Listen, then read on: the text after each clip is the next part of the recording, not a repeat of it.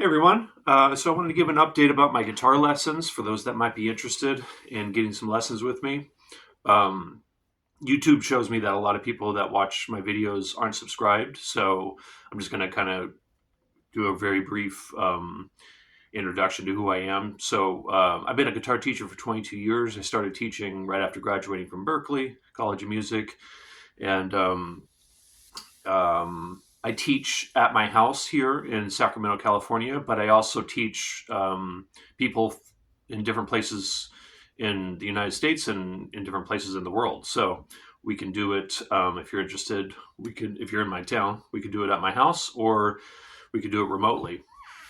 Um, I get a lot of people telling me, friends, family, students, other musicians tell me that I should, let people know more about my lessons on YouTube. So I'm trying to do that. Um, but yeah, um, I'm a pretty relaxed teacher. I'm pretty patient, but I do have a couple criteria, some criteria, and like I have this one student that never practices, and a lot of teachers wouldn't put up with that.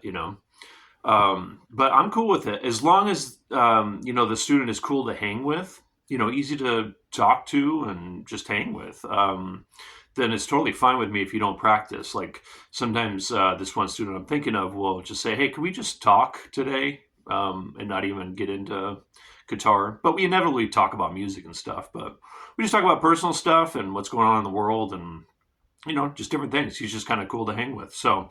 Um, but the ideal student would be someone that's cool to hang with, practices what I recommend, and has questions. Um, but if you don't practice what I recommend and you don't have questions and you're kind of a drag to hang with, I just can't have you as a student. um, so yeah, because I start dreading the lessons and it's just a drag, Um, so anyways, that's my only criteria. Like you can know nothing about the guitar and nothing about music and take lessons with me, and that's fine. I don't teach anybody under the age of 10, and I've been questioning if I should raise the age even more because sometimes it's tough. Sometimes yeah, it's just tough sometimes with students that are really young, even teenagers. They think they know everything, right? Um, so yeah, my lessons. I'm going from charging 200 a month um, for 1 hour lessons to charging 240 a month, and I'm going to start that in May. So I've let my students who were previous students of mine know that if they start taking lessons with me again before May, then they'll get grandfathered in. So they'll always pay $200 for as long as they take lessons with me. But after May, starting in May, my lessons will be 240 a month for 1 hour lessons, and it's still 120 a month for 4 30-minute lessons. So I've been told by many musicians and teachers that I'm not charging enough. And I saw that Guitar Center is charging more than I do. They charge in my hometown for 4 30-minute lessons. They're charging 140, and for 1 hour lessons, they're charging 270. So $60 an hour is very standard now. So that's what I've moved my lesson rates to, or will in May.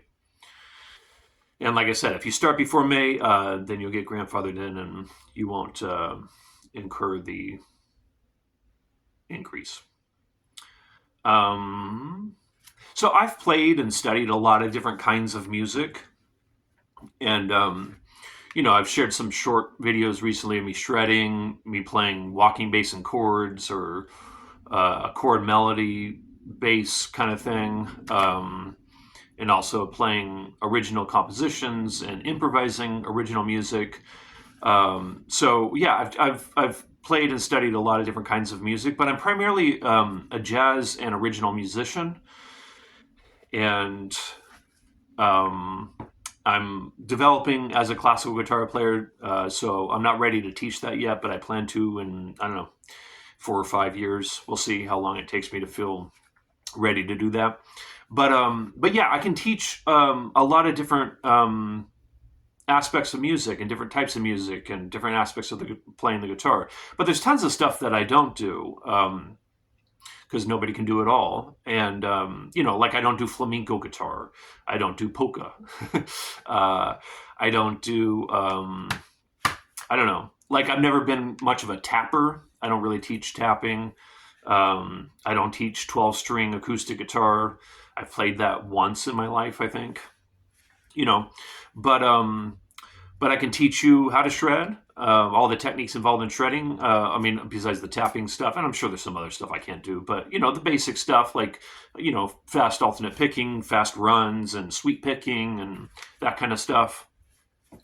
So I can teach you all about scales. In fact, for a good 10 years, I studied heavily all 2048 tonalities within the Western 12-note chromatic scale. So I can teach you all about that, how to access that stuff as an improviser and as a composer, how to practice improvising, how to actually get better as an improviser, not relying on vocabulary or licks or hand moves, but real improvising, spontaneous creation. I can teach you how to do that, how to develop original compositions, how to play with good time, how to practice with a metronome. Of course, theory, fretboard knowledge.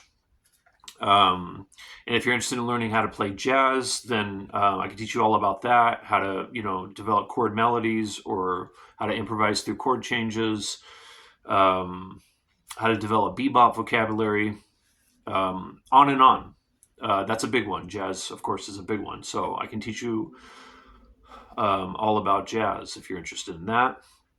I try to not teach basic songs like Green Day songs or Nirvana songs or whatever. I did that for a handful of years when I was teaching in Midtown, downtown area in my hometown, where I had a lesson studio.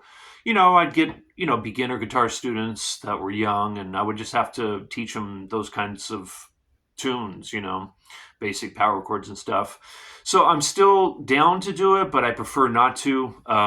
It's something I would like to outgrow. I really just don't want to continue teaching that stuff, but I will do it if necessary, if it helps somebody.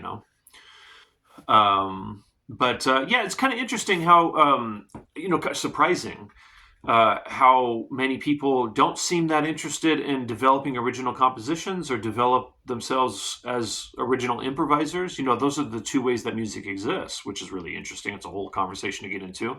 But, music is either at any given moment compositional or improvisational. You could have also a blend of that, right? Like you could have, like in my original compositions, I weave in and out of compositional sections and improvisational sections. Sometimes there will be a compositional section going on, and you're improvising within that compositional section. So yeah, but a lot of people just don't seem that interested in developing themselves in those two very fundamental areas. Like I said, it's pretty kind of shocking. So that's what I like to get into because that's the creative stuff, right? Creating original compositions, creating original ways to improvise. That's when things get super interesting in lessons. Yeah. But yeah, I'm mostly just interested in developing people, or helping to develop people in musical ways, to help people become better musicians. Not so much like how to play like Jerry Cantrell from Alice in Chains, which I have no idea how to do that. you know, but yeah, that's kind of what I like to focus on. So I'm hoping to find some students like that. But again, like I said, if you meet you're cool to hang with but don't practice kind of student, that's cool. That's fine. And kind of the other thing that's surprising is how many students don't have questions. It's like, man, you haven't mastered it. I haven't mastered it. I still have a lot of questions. So if you haven't mastered it, you should have tons and tons of questions to ask in music lessons. So yeah. All All right, so yeah, if you're interested in taking some lessons with me, feel free to message me. My email is tysongraff@yahoo.com. You could, of course, leave a comment under this video. We could hook up that way. But it'd be good to have a conversation through email if you're interested in lessons. And the lessons are paid through PayPal. And you have to pay ahead of time to book whatever time and day we agree on. And yeah, all right, I'll leave it at that. And somebody commented on my last video about I made a video about, what did I make a video about? The difficulties related to jazz, classical, and original music. And he was saying, definitely make a part 2. So I've been thinking about that. I have some ideas about that. And so I'll probably make a part 2 about, developing oneself in those areas and the difficulties involved in being a musician in those areas. But all right, I'll talk to you guys in a future video. Thanks.